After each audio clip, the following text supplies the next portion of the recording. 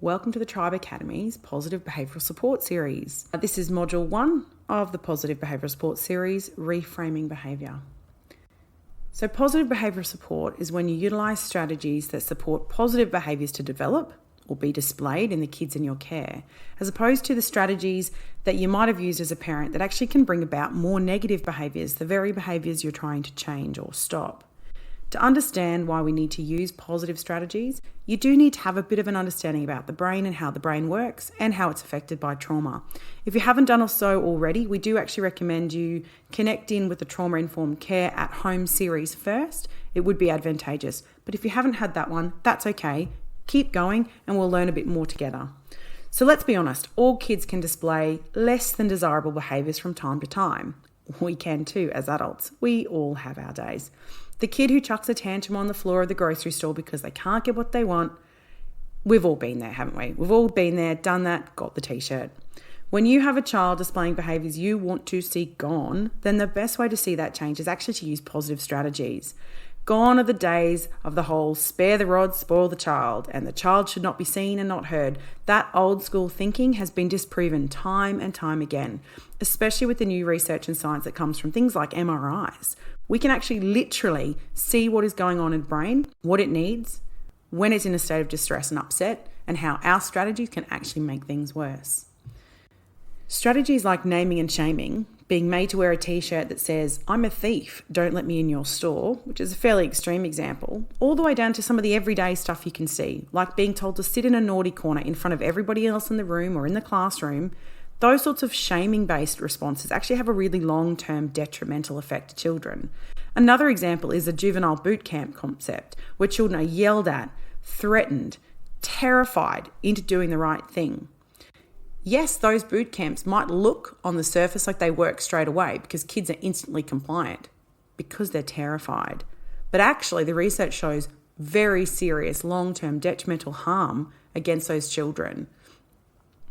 These sorts of strategies, along with timeouts, smacking, and maybe some of even those innocent rewards charts that we talk about, that sometimes work in the short term, they actually might stop or limit a behaviour you don't want in the moment, but they don't actually teach long-term skills. They teach the child sometimes that the meanest, nastiest, biggest, loudest, or scariest person in the room wins. So they grow up either wanting to be that person or fearing that person. And let's be honest, neither of those are what we want for the children in our care. One of the first steps you can take is to separate the behaviour from the child. The child is not bad, naughty, or difficult. You can say that their behaviour is bad, naughty, or difficult, if you have to use that kind of terminology. It's the behaviour that you want stopped or changed. It's not actually the child. The child is still worthy of care and unconditional love and regard. They just need assistance from you, the calm, trauma-informed, in-control adult, to be there to help them to learn to manage those behaviours. When you see the behaviour as separate, or if you recognise behaviours the child is trying to tell you something, you will actually stop, listen, and try to work out what is actually underneath that behaviour. That's their way of talking to us. That's their way of giving us what's really going on. I don't know about you, but me as an adult, if I'm tired, if I'm hungry, if I need to go to the bathroom, have a headache, or I've just had a really bad day, I'm not necessarily going to be behaving at my best. I'll be abrupt, I'll be cranky, not very talkative, any of that sort of thing. But kids are no different. There is usually a reason why they're showing you a behaviour that you don't want to see. They might need a physiological need to be met, like they might be hungry, they might need a drink of water, they might need to sleep. You know what? They might even just need a poop. Or they might need an emotional one. They might need connection, a cuddle, a positive word, space, or even just time with you. If you only address the behaviour itself, you might actually miss the real need, the actual need that has to be addressed first. If you've participated in the trauma series, you would know that the more a need goes unmet, the harder it is for a child to actually connect and build an attachment that's positive with you. For kids in foster care, one of their most primary needs is to build attachments that are healthy and secure, to help them address and heal from trauma and abusive experiences. This is a really great infographic that actually talks about reframing behaviour. One of the best positive behavioural strategies you can use with any child in your care, but especially a child who has trauma, abuse, or harm in their history, is to reframe the behaviour. This doesn't mean looking at a kid tantruming in the grocery aisle and saying, Oh, I'm so glad that you're using your voice.